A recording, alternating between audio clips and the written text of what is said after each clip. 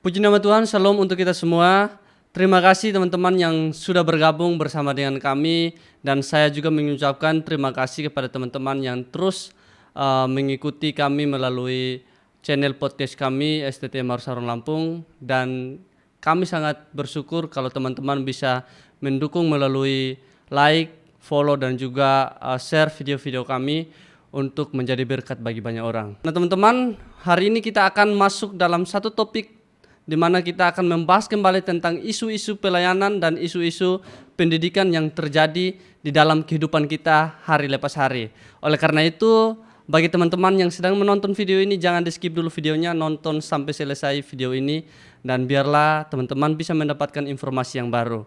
Dan hari ini juga kita bersyukur ya, karena kita kedatangan satu tamu yang sangat luar biasa, yang akan memperkenalkan dirinya kepada kita semua. Dan mari kita sambut, ini dia narasumber kita. Mari kita berikan aplaus dulu untuk narasumber kita. Ya, selamat datang Pak. Ya, selamat datang. Terima kasih. Terima kasih Pak sudah mau bergabung bersama kami untuk boleh membagikan hal-hal atau informasi-informasi kepada kita semua yang ada di tempat ini dan juga teman-teman yang lagi nonton. Mungkin sebelum kita jauh untuk mendiskusikan beberapa poin, beberapa hal ke depannya, mungkin saya minta Bapak mungkin bisa perkenalkan diri kepada teman-teman yang ada di rumah yang sedang nonton maupun kita yang mungkin teman-teman yang ada di tempat ini. Ya, silakan Pak. Ya, terima kasih buat undangannya di ruangan podcast yang sangat luar biasa ini. Amin. Ini merupakan pertama sekali saya diundang ke ruang podcast yang baru ini ya. Ya, terima kasih untuk Pak Sorni atas undangannya. Nah, perkenalkan saya Pendeta Saido Marbun. Pelayanannya di Kampung Kagungan Rahayu. Itu boleh dikatakan sebuah perkampungan yang sedang mengarah ke arah yang lebih maju lah ya, kira-kira seperti itu. Amin, amin. Ya, tetapi komunitas kita di sana itu penduduk Kristennya itu boleh dikatakan tidak banyak, minoritas, tetapi justru itu yang membuat saya sendiri untuk lebih bersemangat lagi, lebih antusias di dalam melayani Tuhan. Nah, kegiatannya selain dari menggembalakan sebuah gereja, juga terlibat di dalam dunia pendidikan, yaitu sebagai tenaga pengajar juga di STT Mawar Saron yang kita cintai ini. Nah, itu saja mungkin sedikit perkenalan dari saya. Terima kasih. Oke Pak, ya terima kasih untuk sudah mau bergabung di sini Pak, untuk bisa berdiskusi bersama kita. Dan ya topik malam hari ini yang akan kita diskusikan bersama-sama yaitu bagaimana ya isu-isu pelayanan, dan kita juga akan tahu sedikit tentang pengalaman Bapak dalam pelayanan mungkin selama ini. Ya jadi mungkin hal pertama yang ingin kita tanyakan ke Bapak, sudah berapa lama Bapak menjadi seorang gembala atau menjadi seorang hamba Tuhan ya sepenuh waktu seperti itu? Ya mungkin dari beberapa tahun yang lalu mungkin Bapak bisa ceritakan kepada kita. Iya, jadi saya memberikan hidup saya untuk menjadi seorang hamba Tuhan itu sekitar 21 tahun yang lalu. 21 tahun. 21 tahun yang lalu, tepatnya itu pada tahun 2002. 2002. Jadi kalau saya hitung-hitung ya sekitar 21 tahun. 21 tahun ini. Februari tahun 2002. Nah, Wow. di situ saya memutuskan untuk saya mau melayani Tuhan secara penuh waktu. Walaupun memang ketika itu dari segi usia boleh dikatakan masih sangat muda ya. Masih sangat muda juga itu. Ya, sekitar 22 tahun. 22 tahun. Jadi ya dalam usia muda ya belajar untuk melayani Tuhan dengan segala keterbatasan, hanya bermodalkan sekolah Alkitab pada waktu itu, Oke. yaitu di Sekolah Alkitab Bapak Pendeta Johnson Silitonga di Pulau Batam. Di Pulau Batan berawal sekolah Alkitab Betul, di Pak Pendeta Johnson Silitonga. Johnson Silitonga. Itu Oke. gembalanya Yunus yang dari Batam. Oh, gembala salah satu mahasiswa yang dari Batam yang ada di SDT Marsar Lampung sini ya, Pak ya. Iya, betul. Oke, nah Pak, mungkin dalam ya sekolah Alkitab itu ya ada begitu proses yang Bapak lewati dan ya ada pengalaman ya. Pengalaman apa yang akhirnya membuat Bapak itu mengambil keputusan untuk menjadi seorang hamba Tuhan penuh waktu seperti itu, Pak? Iya, jadi saya percaya memang bahwa panggilan Tuhan untuk seseorang itu ada banyak cara. Bisa Amin. juga melalui keluarga kita, Yes. kakak kita, orang tua kita, atau bisa juga melalui orang lain. Nah, tetapi kalau saya bersaksi sedikit ya, Boleh, Pak, yang boleh. saya yakini panggilan atas hidup saya itu dimulai pada tahun 1995. Tahun 95 yang lalu. 95 ya. Ketika itu saya masih SMA. Ya, SMA. Oh, itu dimulai waktu Bapak masih SMA, Masih SMA. masih studi ya di sekolah menengah ya. Betul, di Pematang Siantar. Oke. Di Pematang Siantar. Nah, waktu itu kakak perempuan saya, dia adalah seorang aktivis di gereja. Oh. Aktivis di gereja. Nah, kakak perempuan ini yang selalu mendorong saya untuk setia beribadah. Nah, Oke. dia juga seorang guru sekolah minggu, jadi setiap minggu saya selalu diajak ke gereja untuk mendampingi dia mengajar sekolah minggu. Saya tidak pernah memimpin pujian, tidak pernah bercerita, tidak pernah. Iya ya. Tugas saya adalah menjemput anak-anak sekolah minggu. Nah, Oke. dari rumah-rumah jemaat, karena Pematang Siantar itu adalah kota madya, jadi orang tua anak sekolah minggu ini kalau dia tidak bersedia mengantar, maka kita yang akan menjemput ke rumah. Oke, jadi semacam menitipkan anaknya untuk dijaga Betul, dan bisa diantarkan ke rumahnya. betul. Nanti dijemput sekolah minggu, habis sekolah minggu saya antar lagi ke rumahnya. Oke. Ya, kadang waktu saya jemput, misalnya masuk jam 8, saya itu 6:30 udah mulai start. 6:30 sudah Setengah mulai setuju, ya. ini persiapan ya. Persiapan.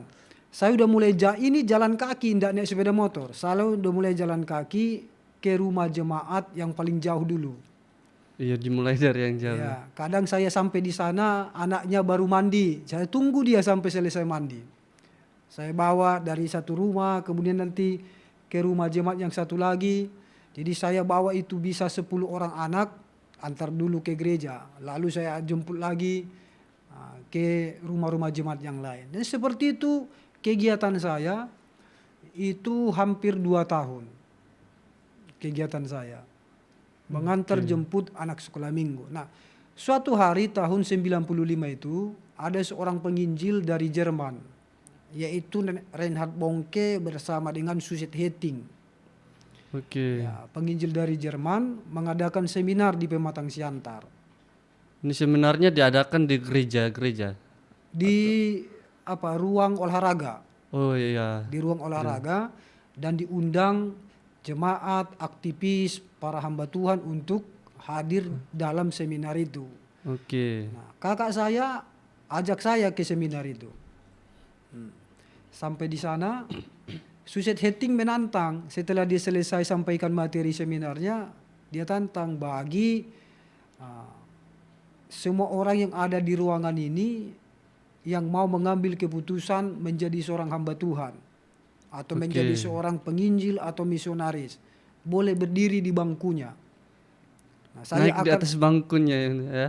berdiri, maksudnya nggak perlu maju ke depan, cukup berdiri saja kan. Oke. Nah, itu. Nah, waktu itu kakak perempuan saya ini dia berdiri. Waktu dia berdiri, saya menganggapnya kakak perempuan saya salah dengar Oke. apa yang dikatakan oleh Suset Heting tersebut. Setting. Ya.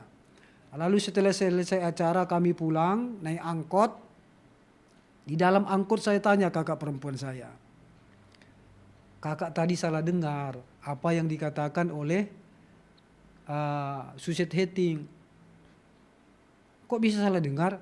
Kan tadi siapa di sini yang bersedia menjadi hamba Tuhan? Emang mau jadi hamba Tuhan?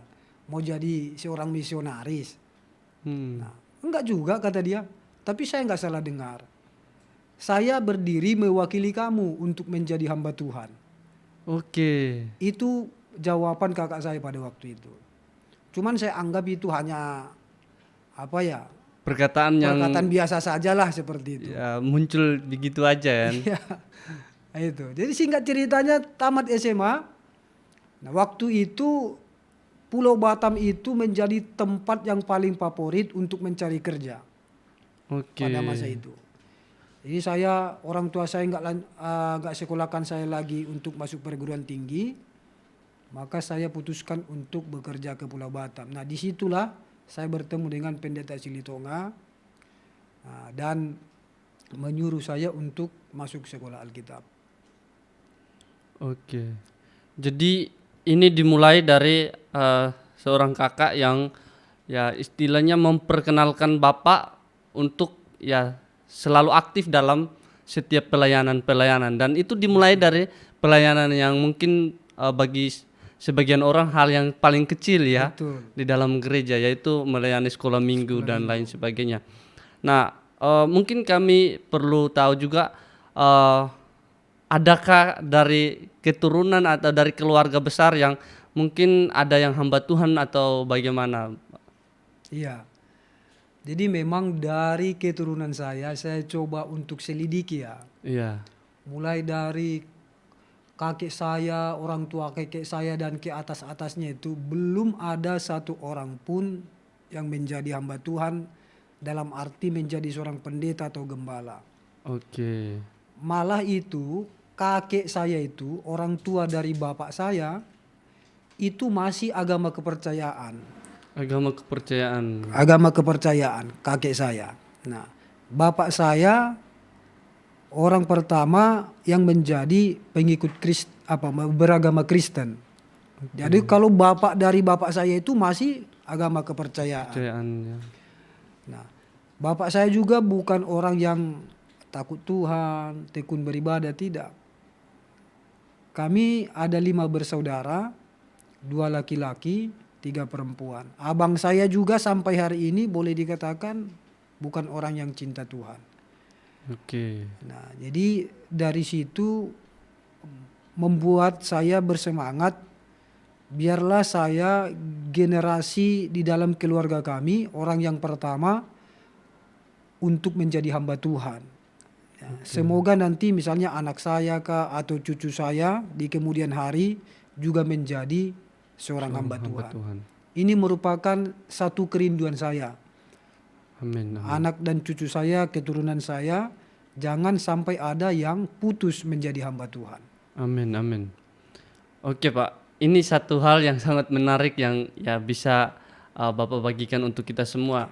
Ya mungkin kita kembali ke tadi, Bapak sempat ada dalam sekolah Alkitab ya Pak ya. Iya, betul. Di Pulau Batam lah ya, Kota Batam. Dan mungkin Bapak ceritakan berapa tahun selama Bapak studi Alkitab di sana?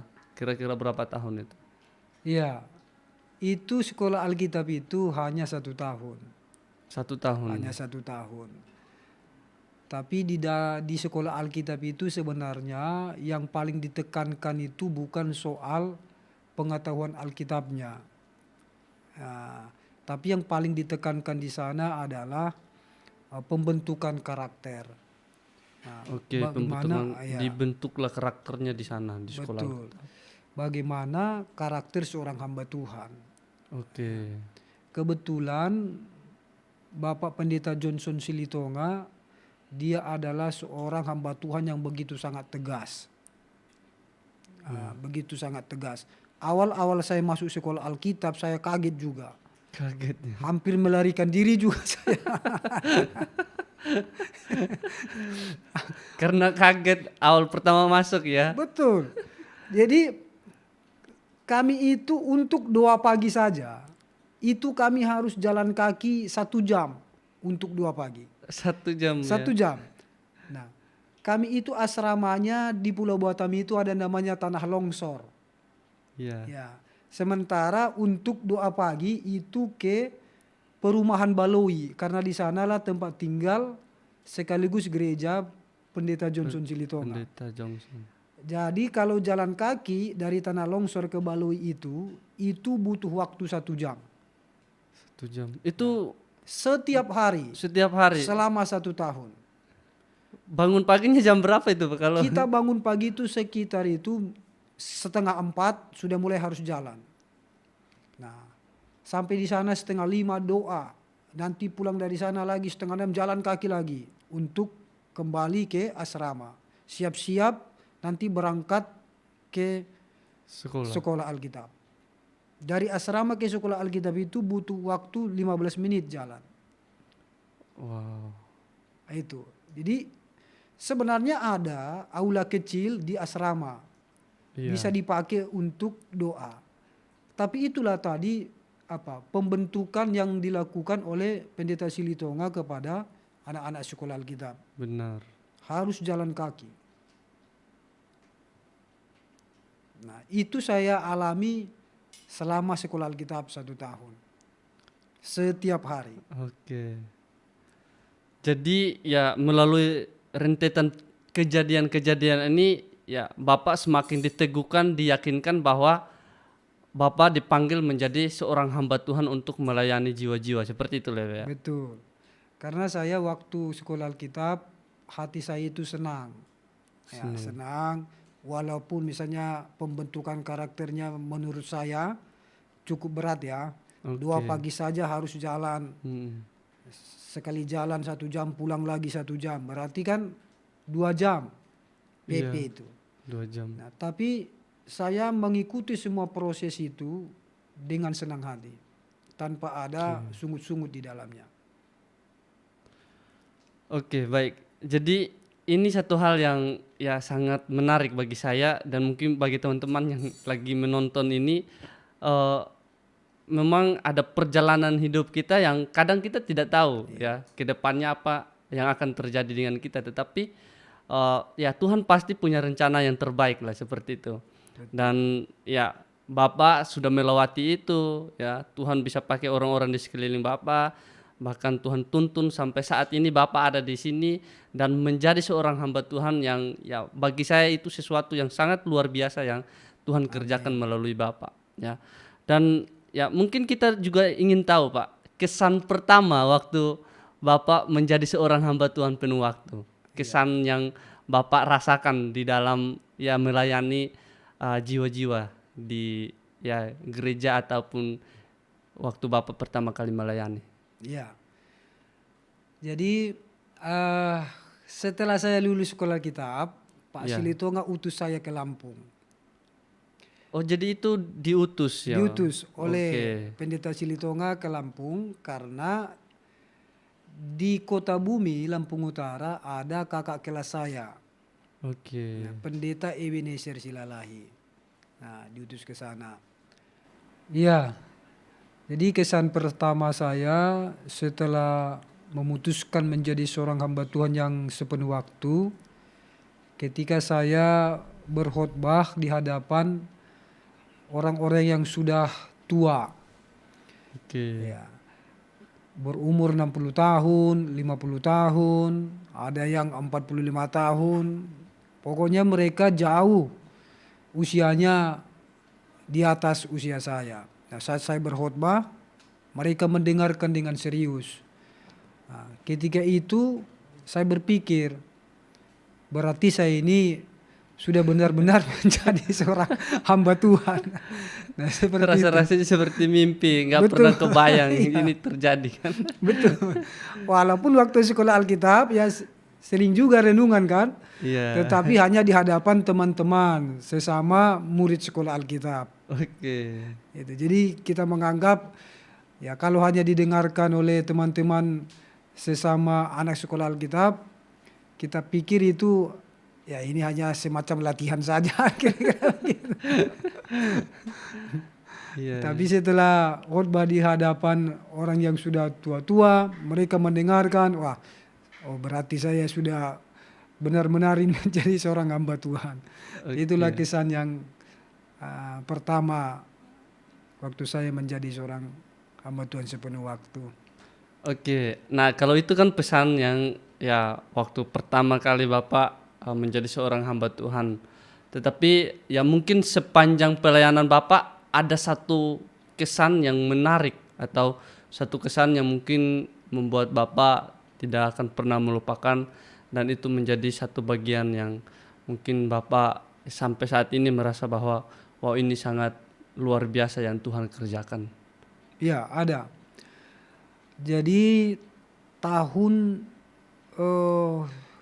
kalau nggak salah itu sekitar tahun 2004. Tahun Tahun 2004. 2004. Jadi pendeta Ebenezer Silalahi sudah memutuskan saya tinggal di Martapura Oke. tahun 2004. Ya, waktu itu jemaat di sana itu belum begitu banyak, baru sekitar 5 kepala keluarga.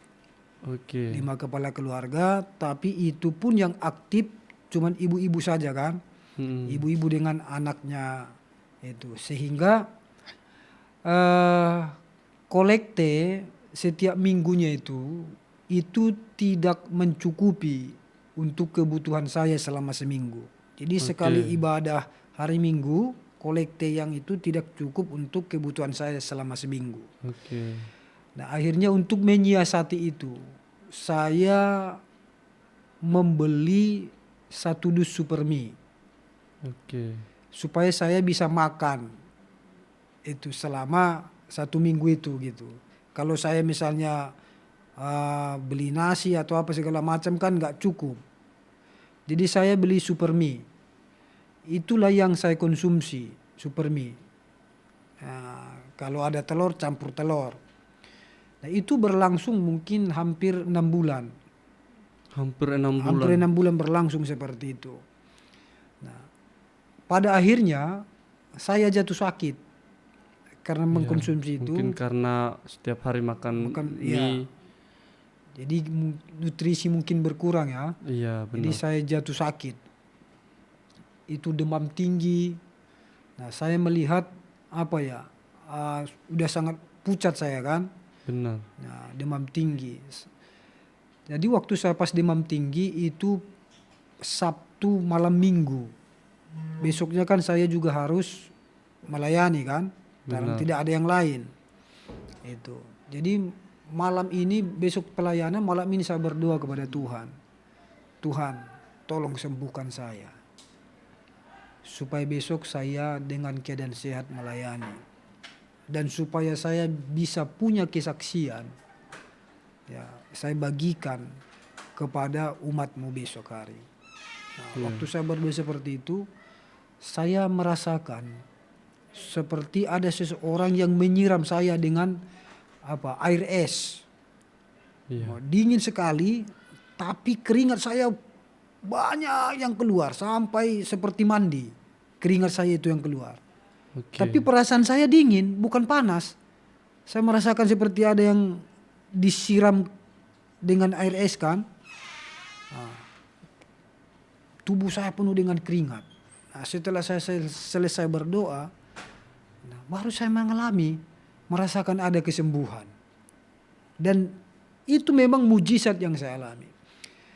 Nah, saya sudah 21 tahun menjadi seorang hamba Tuhan. Peristiwa itu sampai sekarang, itu tidak akan pernah saya lupakan. Oke. Jadi itulah meneguhkan saya bahwa Tuhan itu memang sanggup menolong dan sanggup menjawab, mendengarkan setiap doa anak-anaknya yang sungguh-sungguh berseru kepadanya. Itu menjadi sebuah poin penting bagi saya untuk mulai belajar mengandalkan Tuhan di dalam melayani Tuhan. Oke. Itu kesan yang pengalaman yang sangat luar biasa ketika saya mengambil keputusan menjadi seorang hamba Tuhan sepenuh waktu. Oke, jadi memang mungkin pertama kali waktu Bapak memulai perintisan itu untuk ya gereja, ya kalau mau dibilang masih di bawah ya rata-rata, masih ya minimal apa ya, maaf, masih ya sedikit jemaatnya. Mungkin saat itu juga belum ada gaji ya Pak ya, Betul. belum dikasih gaji dari eh, organisasi gereja atau dari pusat seperti itu. Iya. Jadi apa yang bisa dikasih oleh jemaat itulah yang bisa menjadi bagian yang Bapak pakai untuk ya kebutuhan hidup Betul. setiap hari di pelayanan di sana ya. Iya. Dan itu menjadi satu kesan yang sangat menarik untuk ya Bapak, dan mungkin ya ini bisa menjadi contoh bagi saya dan juga teman-teman yang lagi ya nonton, yang sedang mengikuti kami di tempat ini ya, bahwa percayalah kalau Tuhan bisa tolong ya Bapak Marbun, ya Tuhan juga pasti tolong ya kita semua ya, kita semua yang ada di sini, teman-teman yang nonton ya, percaya Tuhan pasti tolong, apapun yang menjadi pergumulan kita Tuhan pasti tolong. Ya. Jadi ya itu satu cara Tuhan yang sangat luar biasa yang Bapak alami selama melayani Tuhan selama 21 tahun ini ya. Iya. Itu menjadi kesan yang tidak bisa dilupakan. Betul. Oke Pak, jadi mungkin itu adalah kesan-kesan yang Bapak rasakan sepanjang pelayanan.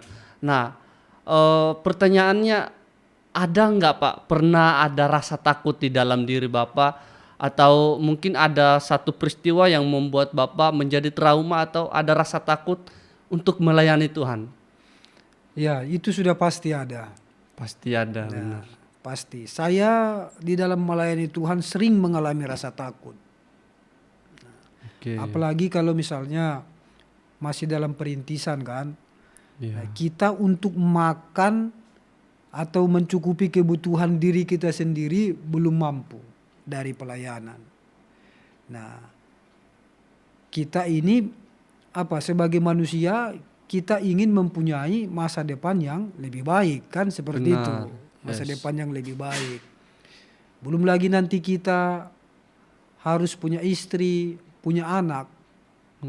Nah, ketika kita melihat situasi, kondisi yang ada di depan mata, Tidak sesuai dengan apa yang kita harapkan. betul, tidak seperti yang kita harapkan. Kadang itu membuat kita mengalami rasa takut.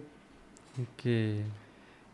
Itu juga bisa menggoda kita untuk meninggalkan pelayanan dan pindah ke tempat lain. Nah, itu. Apalagi kadang juga kita berpikir kalau keadaan pelayanan saya seperti ini, mana mungkin mau ada cewek untuk saya. Bener ya. Kan begitu. Makanya seringkali kita dengar orang bilang nikah dengan hamba Tuhan mau makan apa. Iya, Mungkin itu yang menjadi betul. pertimbangannya. Betul. Nah, waktu itu saya punya pacar sebenarnya. Ini nggak apa-apa ya bersaksi Iya, di situ ya. nggak apa-apa, ini Untuk bebas. memberikan juga semacam motivasi lah untuk Oke, iya, ya iya. Pak Sorni juga kan sebagai kaum muda lah Yes. kira-kira seperti itu. Waktu itu saya udah punya pacar. Mm. Itu orang Batak juga. Nah, dia kuliah di Jakarta juga. Itu. Dia orang Bengkulu. Waktu dia mau pulang ke Bengkulu, dia mampir di tempat pelayanan saya. Oke. Ya, mampir saya dan ikut ibadah pada hari Minggu. Dia melihat situasi pelayanan itu kan, Heeh. yang Kaget masih jemaatnya hitungan jari. Dia juga lihat misalnya kantong persembahan isinya berapa kan, begitu kan. Betul. Nah, jadi singkat ceritanya dia kembali lagi sekolah ke Jakarta, dia praktek. Mm. Dia praktek di Kalimantan. Praktek di Kalimantan, mungkin di sana ketemulah dengan laki-laki kalau secara apa namanya Finansial finansial mencukupi. dia Boleh lah ya. boleh karena dia seorang PNS. Oke. Nah, seorang PNS kan. Akhirnya singkat cerita dia memutuskan untuk menikah dengan ah, Laki-laki. laki-laki yang ada di Kalimantan itu. Tapi bagi saya itu tidak masalah. Nggak masalah. Karena saya punya prinsip begini. Alkitab kan mengatakan bahwa Tuhan akan memberikan pasangan yang sepadan. Nah, mungkin dia tidak siap untuk melayani Tuhan ya, dari nol. Berarti Tuhan akan berikan pasangan untuk saya yang siap melayani Tuhan dari nol. Bersama-sama bangun pelayanan. Betul. Nah, dan Tuhan berikan istri sesama gembala. Dia gembala, saya juga gembala kan. Amin. Luar biasa Itu. ya. Nah, itulah apa yang saya katakan tadi, rasa takut itu bisa Oke. sampai ke sana. Dan memang itu realita juga. Iya, Tidak semua orang memang yang siap untuk ya melayani Menjalan, Tuhan ya. dengan segala kekurangan dan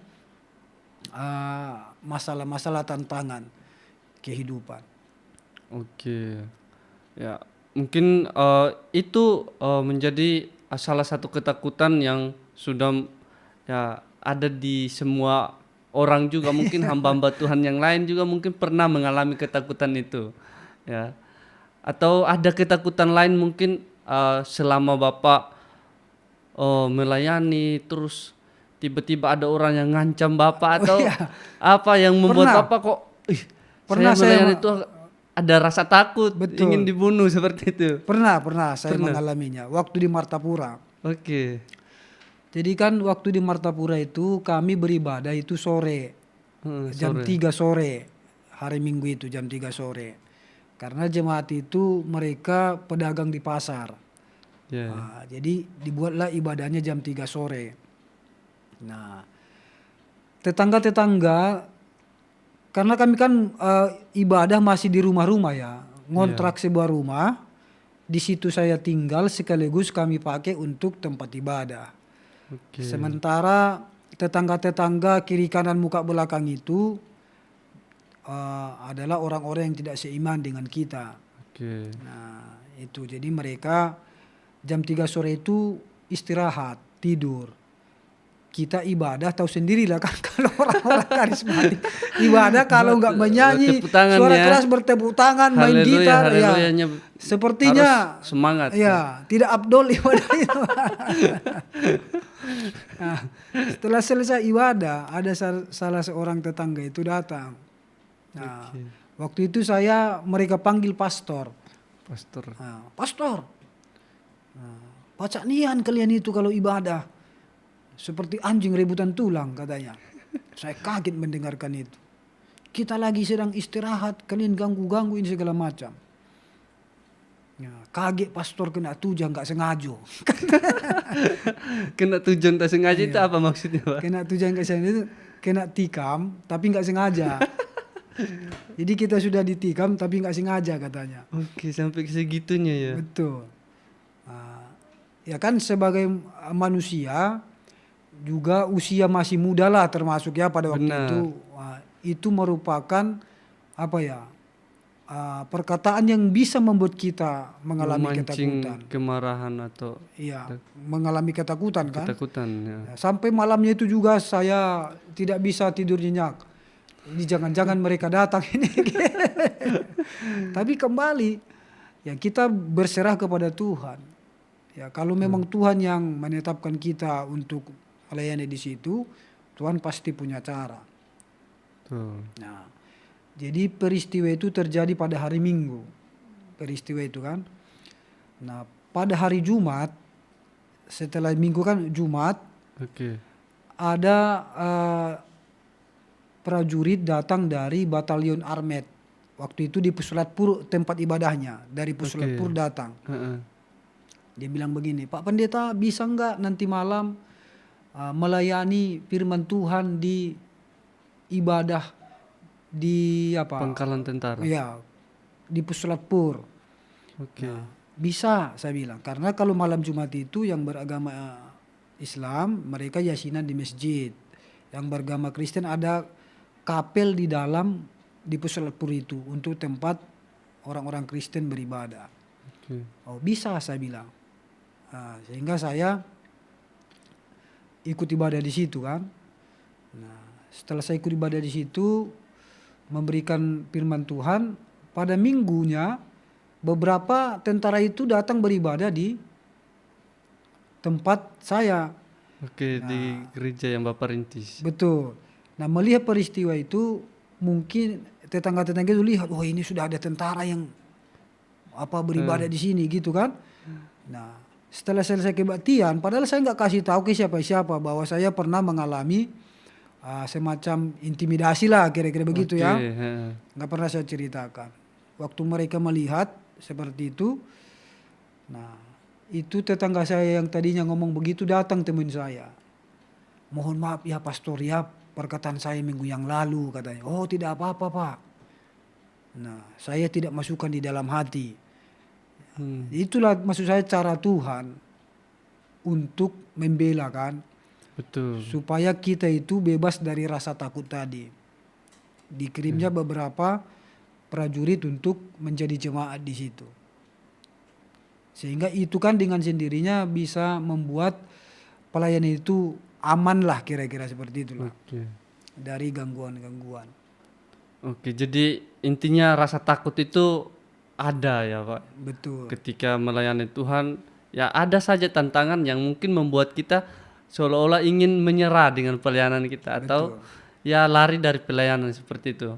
Tetapi tetap percaya bahwa ada cara Tuhan yang pasti menolong untuk pelayanan itu selalu jalan dan Tuhan pasti ya tuntaskan ya melalui kita bisa jadi berkat juga bagi banyak orang. Ya, mungkin itu sesuatu yang kerap kali terjadi di dalam dunia pelayanan. Nah, ingin saya tanyakan juga Pak, selama 21 tahun ini dalam pelayanan Pak. Ya, mungkin Bapak juga tahu beberapa isu-isu yang mungkin sering terjadi di kalangan pelayanan baik itu di gereja dan dimanapun ya. Tetapi ini mungkin kita melihat di dalam gereja seringkali ada problem, ada masalah yang ya ini bisa menjadi masalah yang serius bagi kalangan gereja. Ya, di mana tentang masalah pernikahan beda agama. Nah, ini bagaimana sih tanggapan Bapak dengan masalah ini?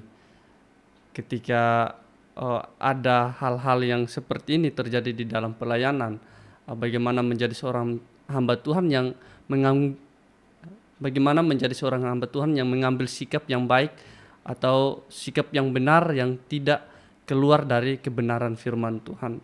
Ya, mungkin Bapak bisa membagikan sedikit informasi atau beberapa hal kepada kita yang ada di sini. Iya. Memang menjadi seorang gembala itu terkadang hal-hal yang seperti itu tidak bisa kita hindarkan. Benar. Apalagi kan kita ini berada di masyarakat yang mayoritas berbeda kepercayaan dengan kita, gitu ya. Oke. Memang sih semua orang tua Kristen itu mengharapkan anak-anaknya untuk bisa menikah Seiman. satu iman, ya keyakinannya sama itu. Dan doa seorang gembala pun pasti demikian juga, supaya jemaat yang dilayani pemuda-pemudinya itu bisa mendapatkan jodoh yang seiman. Betul. Tapi terkadang faktanya, kenyataannya berbeda di lapangan.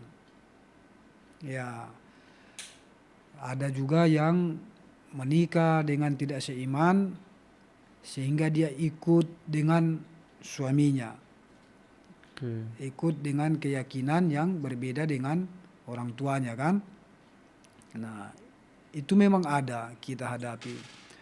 Tetapi menyikapi itu, ya kita tetap harus jangan membangun permusuhan terhadap anak-anak jemaat yang keluar meninggalkan iman. Betul. jangan memusuhinya, kemudian jangan menjaga jarak. Tapi justru kita tetap menunjukkan sikap yang keterbukaan menerima dia dan terus menjalin hubungan atau komunikasi. Karena kemungkinan bisa saja karena situasi Oke. yang memaksa dia harus meninggalkan Ambil keputusan itu. keputusan untuk mengikut suaminya. Kan ada banyak hal yang mungkin terjadi yang kita sendiri sebagai seorang gembala tidak memahami sepenuhnya apa yang sedang terjadi ya, di dalam diri anak tersebut. Nah, Oke. tapi kalau kita masih tetap punya komunikasi, ya bisa saja anak itu sebenarnya secara iman dalam hati nuraninya dia tetap mempercayai Yesus itu adalah Tuhan dan Juru Selamat. Nah, itu seperti misalnya di jemaat yang saya layani ada juga yang demikian. Tetapi setiap dia datang menemui orang tuanya, dia selalu ikut beribadah di gereja. Oke. Bahkan suaminya pun ikut. Jadi saya tanya, bagaimana kalau kamu di rumahmu dengan suamimu, apakah dia melarang kamu beribadah? Tidak. Oke. Nah, itu. Tapi kalau kita misalnya menunjukkan sikap tidak suka, Malah menjadi batu sandungan. ya bisa-bisa dia juga tidak mau lagi untuk Iya. datang kepada Tuhan. Hanya kita berdoa saja kapan waktunya dia bisa kembali kan. Iya. Memberanikan diri untuk menyatakan dia kembali. Oke. Itu. Jadi intinya adalah sikap gereja terhadap masalah seperti ini, gereja harus tetap terbuka.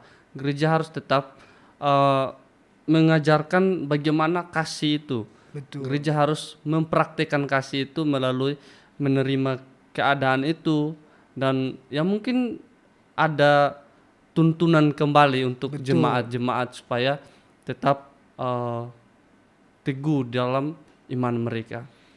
Ya. Betul. Jadi mungkin strategi yang menurut Bapak yang bisa dipakai untuk mengatasi masalah ini, mungkin ada, bisa Bapak sampaikan kepada kita supaya teman-teman yang lagi nonton ya bisa memahami. Jadi menurut saya itu untuk mengantisipasi supaya pemuda-pemudi Kristen itu bisa menikah dengan seiman dengan dia, itu kan menjadi sebuah antisipasi ya supaya Oke. jangan keluar. Jadi bisa menikah yang satu iman dengan dia itu. Yang pertama adalah memang harus memberikan pengajaran yang sungguh-sungguh mereka memahami tentang kehidupan seorang Kristen itu seperti apa. Oke. Itu. Jadi bukan hanya sekedar misalnya saya ini orang Kristen, tapi dia tidak mempunyai penghayatan yang dalam terhadap Imannya itu. Dia sebagai pengikut Tuhan Yesus, dia sebagai anak Tuhan itu, dia nggak punya penghayatan yang dalam terhadap itu. Iya. Jadi harus diberikan pengajaran yang sungguh-sungguh menguatkan iman. Bila perlu mungkin dibuat kelas khusus untuk menguatkan iman mereka, supaya mereka itu walaupun usianya sudah mulai masuk kepala umur 28, 30, mungkin 31, 32, nah mereka tidak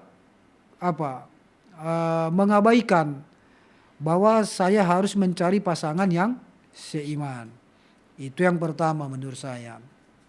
Lalu yang kedua itu gembala-gembala itu harus turut berperan aktif.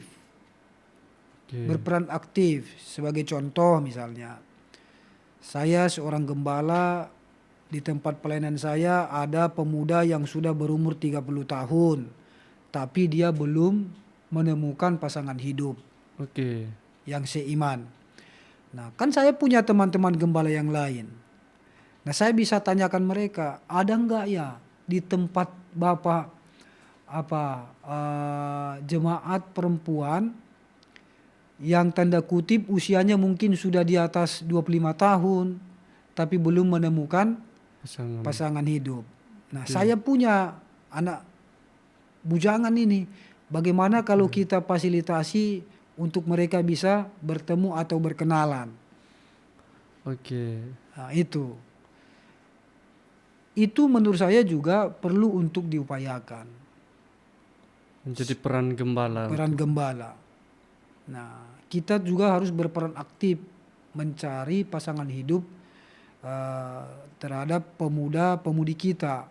Biasanya kan kalau dia sudah mulai berumur 30 tahun ke atas, mereka itu sudah malu untuk pacaran-pacaran kan. Betul. Itu nggak mungkin lagi dia mau pacaran cari cewek ke sana sini, nggak mungkin lagi. Dia sudah mulai malu karena dia berpikir dia itu sudah tanda kutip tua, kira-kira begitu. Iya. Sehingga dibutuhkan bantuan, ya, fasilitator untuk mencarikan pasangannya. pasangannya. Oke. Jadi memang dalam kalangan ya kekristenan atau dalam dunia pelayanan sering hal itu terjadi yang Iya. tanpa kita sadari itu sudah terjadi di dalam kehidupan terkhususnya anak-anak muda, Pak. Dan ya menurut saya memang yang disampaikan Bapak adalah satu hal yang tepat yang perlu ditingkatkan dan dilakukan oleh gereja-gereja. Betul. Ya, karena ya melihat situasi atau keadaan yang hari-hari ini ya banyak anak-anak Tuhan yang tanpa kita sadari mungkin saja mereka bisa meninggalkan keyakinan mereka. Nah, ada satu pertanyaan lagi, Pak. Bagaimana tanggapan Alkitab tentang menikah dengan beda keyakinan atau menikah di luar ya keyakinan entah itu cewek atau cowok atau anak-anak Tuhan? Ya, kalau Alkitab sebenarnya itu sangat jelas ya mengajarkan bahwa kita itu harus mencari pasangan yang sepadan. Oke. Nah, kata sepadan ini menurut saya yang pertama sekali harus dipahami adanya kesamaan keyakinan. Kesamaan keyakinan. Nah, sebab Rasul Paulus pernah berkata kalau gelap dan terang itu nggak mungkin bisa bersatu. Oke. Itu. Jadi makanya Alkitab itu begitu sangat tegas, lugas mengajarkan bahwa setiap umat Kristen itu ketika hendak mencari pasangan, dia harus mencari pasangan yang satu iman. Itu dulu yang satu iman. Oke. Kemudian mulai dilihat, ya kalau kita punya karakter yang artinya kerohanian kita bagus, ya kita juga harus mencari pasangan yang mempunyai kerohanian yang bagus. Sebab kalau tidak, berpacaran dengan menikah itu menurut saya dua hal yang sangat berbeda. Itu hal yang berbeda. Dua hal yang berbeda. Kalau orang berpacaran biasanya kan hanya menunjukkan yang baik-baik saja. Oke. Hanya menunjukkan yang manis-manis saja. Mm-mm. Itu. Tapi kalau menikah, nah, kita mengenal istri kita, suami kita itu ya apa adanya dia. Kalau waktu pacaran mungkin yang buruk-buruk, yang jelek-jelek masih disembunyikan. Dulu. Ya kan? Iya, betul. Tapi setelah menikah, kita melihat dia apa adanya. Oke. Itu. Mandi berapa kali sehari? Betul. Nah, kalau dia mandi sikat gigi atau tidak kita pasti tahu kan. Ini contoh-contoh kecil lah misalnya. Oke. Itu. Belum lagi misalnya perbedaan nilai-nilai yang ditanamkan di dalam keluarga. Betul, itu menjadi satu pengaruh juga. Iya. Nah, misalnya kalau di dalam keluarga pasangan kita misalnya kalau makan itu pokoknya siapa lapar dia makan. Oke. Itu biasa. Heeh. Nah, tapi Di keluarga kita nggak boleh begitu. Kalau makan itu harus bersama-sama misalnya kan. Iya, iya. Nah, itu adalah nilai-nilai, contoh nilai-nilai yang ditanamkan. Sehingga itu bisa memicu perselisihan antara suami istri. Nah, hal-hal kecil itu. Walaupun ini sudah satu iman, tapi nilai-nilai yang ditanamkan di dalam keluarga itu juga bisa menjadi pemicu Pemicu konflik konflik dalam keluarga. dalam keluarga. Apalagi kalau tidak seiman. Sudah pasti nilai-nilainya pun sudah pasti berbeda yang ditanamkan oleh keluarga.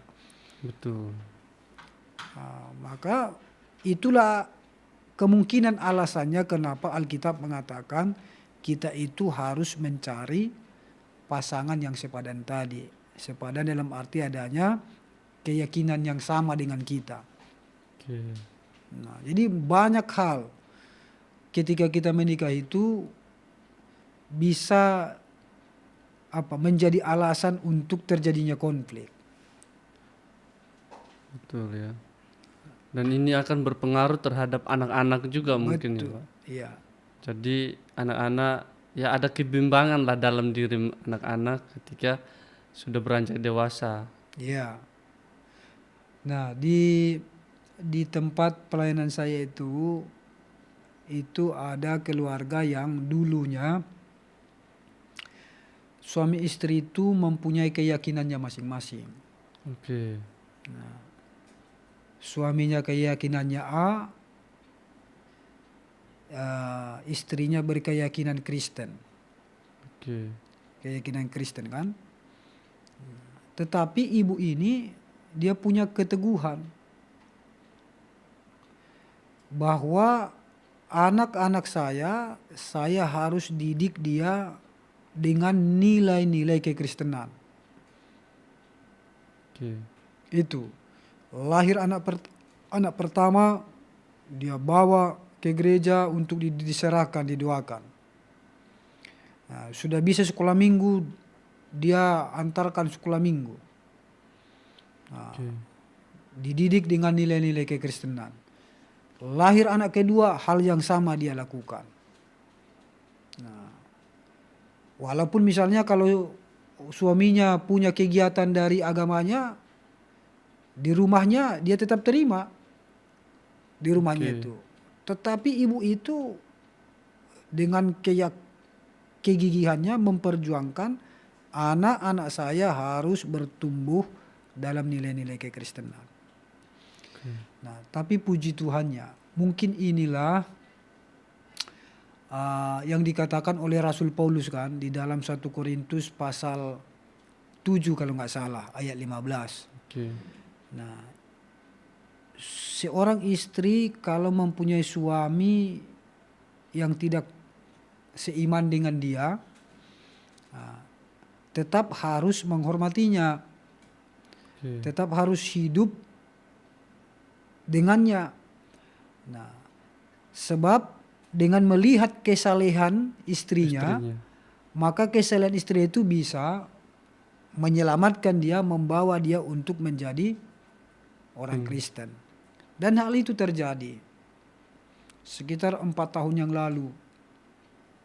Nah, suaminya itu memutuskan untuk meninggalkan keyakinannya dan menjadi seorang Kristen. Puji Tuhan. Jadi itulah saya katakan tadi itu kan, kalaupun misalnya ada jemaat yang nikah ikut keyakinan suami, tanda kutip ya, Oke. jangan kita langsung memusuhi, menjaga jarak dan lain-lain sebagainya.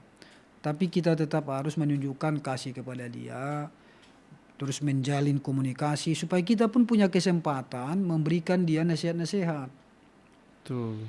Nah, itu seperti ibu ini. Nah, itu. Nah, Oke. karena kan kita nggak tahu suatu saat nanti dia punya keputusan untuk membawa seluruh anaknya datang kepada Tuhan, ya kan? Ya. Tapi kalau gereja juga sudah menjaga jarak dengan dia, Memutuskan hubungan. memutuskan hubungan dengan dia, ya dia pasti mengambil kesimpulan berarti mereka gereja tidak menginginkan saya. Ya, Nah, ya mungkin ini menjadi salah satu masalah yang seringkali terjadi di gereja. betul. Jadi ya mungkin ya himbauan untuk setiap kita sebagai anak-anak Tuhan, mungkin ada keluarga kita, saudara kita yang mengalami situasi itu tidak perlu dijauhi, ya, Betul. tapi dirangkul kembali, tetap ya dikasihi, tetap diterima sebagaimana mungkin dia ada dalam keadaan salah jalan atau salah memilih jalannya. Tetapi kalau ada terus tuntunan atau ya kasih dari keluarga, itu bisa menyelamatkan dia, Betul. bisa mengembalikan dia kepada keyakinannya kepada Tuhan Yesus Kristus. Ya, itu poin yang sangat menarik sekali menurut saya, Pak. Dan ya memang hari-hari ini ya banyak tantangan-tantangan yang sering terjadi di dalam gereja. Ya, ya. Jadi melihat dari ya diskusi kita pada malam hari ini, Pak, ya, ini menjadi satu hal yang ya begitu menarik sekali. Menurut saya ini menjadi satu hal yang akan menginspirasi anak-anak muda, orang-orang yang terpanggil menjadi seorang hamba Tuhan, ya, supaya tetap gigih dalam pelayanan, supaya tetap tekun dalam pelayanan, dalam melayani Tuhan, tidak pantang mundur, tetapi maju terus, ya. Selalu andalkan Tuhan lah, seperti itu. Dan sampai pada saat ini ya Pak Marbun masih bertahan dalam pelayanan, itu karena Tuhan begitu baik, Pak. Ya. Amin, amin. Oke. Mungkin sebelum kita menutup diskusi kita pada malam hari ini, ya mungkin ada kesan pesan atau ada sesuatu yang ingin Pak Marbun atau Bapak sampaikan kepada teman-teman yang lagi nonton ini, ingin Bapak sampaikan sesuatu kepada mereka. Iya, jadi sebelum saya menyampaikan semacam kesan dan pesan, apa yang saya kemukakan itu memang tidak berangkat dari teori ya, karena memang saya hanya menyampaikan berdasarkan pengalaman saya di dalam melayani Tuhan, pengalaman di dalam menghadapi berbagai tantangan, persoalan seluk-beluk di dalam melayani Tuhan. Benar. Jadi yang saya bagikan itu hanya berdasarkan pengalaman yang saya alami. Mungkin kalau ditinjau dari segi teori ini segala macam bisa saja berbeda. Ya, tapi yang saya sampaikan itu adalah pengalaman saya di dalam melayani Tuhan. Nah, sebagai pesan penutup dari saya, ya khususnya untuk para kaum muda dimanapun engkau berada, ketika kita serius sungguh-sungguh mengikut Tuhan, memang Tuhan tidak langsung membuat semuanya menjadi mudah, tetapi Tuhan juga mengizinkan kita mengalami ada tantangan, ada pergumulan. Tetapi itu tidak penting, tidak masalah. Sebab pada akhirnya Tuhan akan membukakan jalan keluar. Dan jalan keluar yang diberikan Tuhan itu kadang menurut kita pun itu terlambat. Tapi sebenarnya tidak pernah terlambat. Selalu tepat pada waktunya. Amin. Nah, karena itu jangan pernah menyerah di dalam mengikut Tuhan dan melayani Tuhan. Apapun persoalan dan pergumulanmu, yakinilah bahwa tangan Tuhan bekerja di dalam segala sesuatu yang akan memberikan kita jalan keluar. Ya, demikian. Tuhan Yesus memberkati. Oke, kita kasih tepuk tangan dulu dong untuk narasumber kita malam hari ini. Ya, terima kasih. Oke, baik, terima kasih Pak yang sudah ya menyediakan waktu begitu luar biasa, ingin berbagi, berdiskusi bersama-sama dengan kita semua di sini. Dan kami juga berterima kasih kepada teman-teman yang setia menonton video kami dari awal sampai akhir. Kiranya jangan sampai di sini saja, tetapi teman-teman terus dukung kami dalam setiap podcast kami sehingga podcast ini bisa berkembang dan bisa menjadi berkat juga bagi banyak orang. Ya, sekian dari kami mohon pamit dan nantikan video kami selanjutnya. Tuhan Yesus memberkati kita semua. Shalom.